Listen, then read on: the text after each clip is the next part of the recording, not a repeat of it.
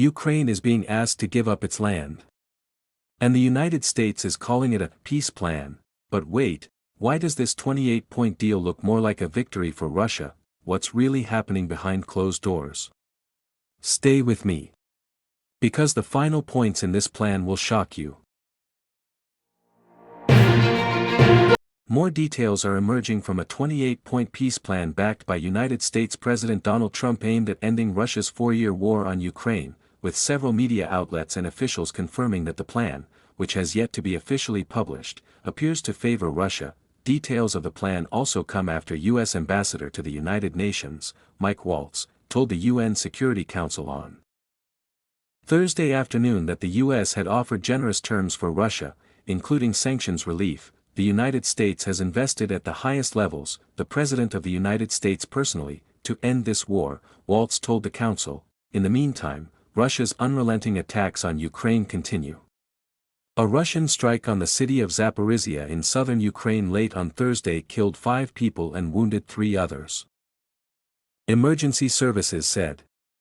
Russia has been gaining ground in the Zaporizhzhia region that houses the southeastern Ukrainian city that straddles both banks of the Dnipro River. The AFP news agency reported on Friday that the plan, which the U.S. views as a working document, says that Crimea, Luhansk, and Donetsk will be recognized as de facto Russian, including by the United States.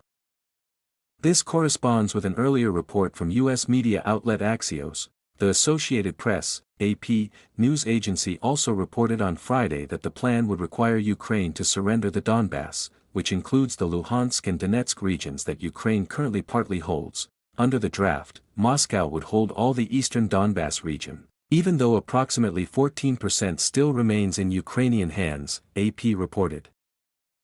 AFP and AP also confirmed Axios's earlier report that the plan would require Ukraine to limit the size of its military. According to AFP, the plan specifically says that the army would be limited to 600,000 personnel.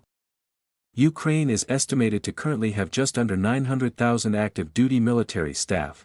Ukrainian Member of Parliament Oleksiy Goncharenko shared a document showing what appeared to be the full 28-point peace plan with his 223,000 followers on the Telegram messaging app. Late on Thursday, Ukraine time, Russia's state TASS news agency also reported on details included in the document shared by Goncharenko, saying it purportedly represents a Ukrainian translation of 28 points of the new American plan for a peace settlement in Ukraine.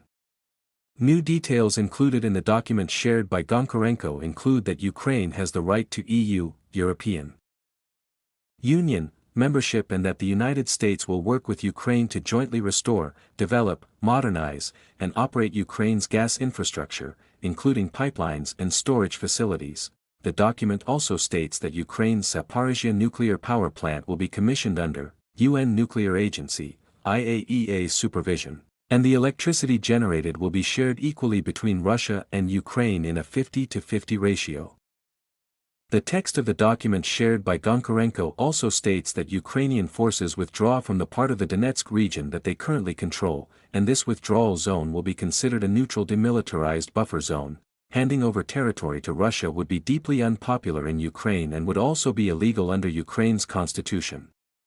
Ukraine's President Volodymyr Zelenskyy has repeatedly ruled out such a possibility.